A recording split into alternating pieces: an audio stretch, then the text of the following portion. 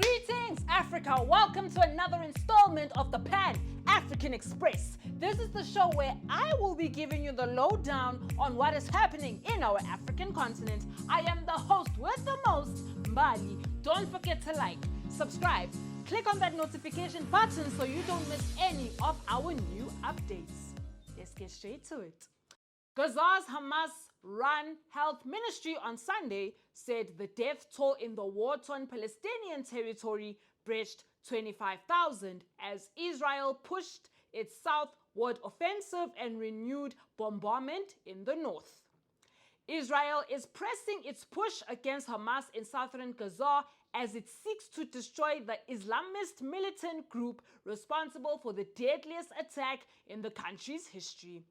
In early January, Israel's military said the Hamas command structure in northern Gaza had been dismantled, leaving only isolated fighters.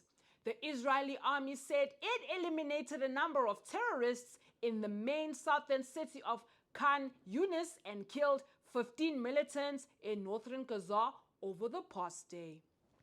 Orthodox Christians in Ethiopia celebrated Timkat, a festival that marks the baptism of Jesus on Saturday in the capital Addis Ababa. The UNESCO inscribed Festival of the Empathy began on Friday with the ritual of each church carrying a tabot, a sacred replica of the Ark of the Covenant. In the ritual, the tabot is covered with cloth and carried by priests to a nearby water source. Hundreds of thousands of people in white robes gathered to sing spiritual songs and chanted. Early Saturday pre-sunrise rituals began in Jan Meda, where thousands of people gathered for prayer and liturgical services. Priests sprinkled holy water on the assembled congregation in commemoration of Christ's baptism. Despite legal challenges and the dismissal of a petition, the opposition figures have called for a nationwide protest to contest the election results and demand a rerun.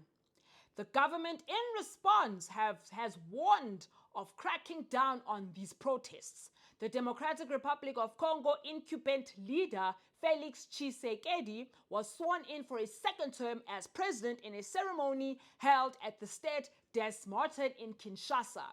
The event drew thousands of Congolese citizens and saw the presence of several African heads of state and foreign envoys. During his inaugural speech, President Tshisekedi pledged to unite the country and put an end to the armed conflict that have displaced millions in eastern DRC.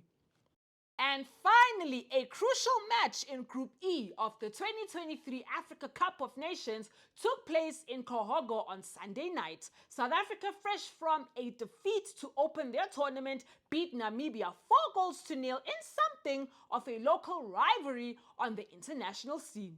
The 601-mile border that runs between those two nations is rarely focused on when it comes to football, but the stakes are high when these neighbors went toe-to-toe. The brave Warriors of Namibia, ranked outsiders heading into this Afcon, won their first ever game in the competition at the 10th attempt. Last time out at a point was sent them into the last 60. That wraps up news from the news desk. Thank you for hanging out with me. I will check your legends on the flip side. Cheers!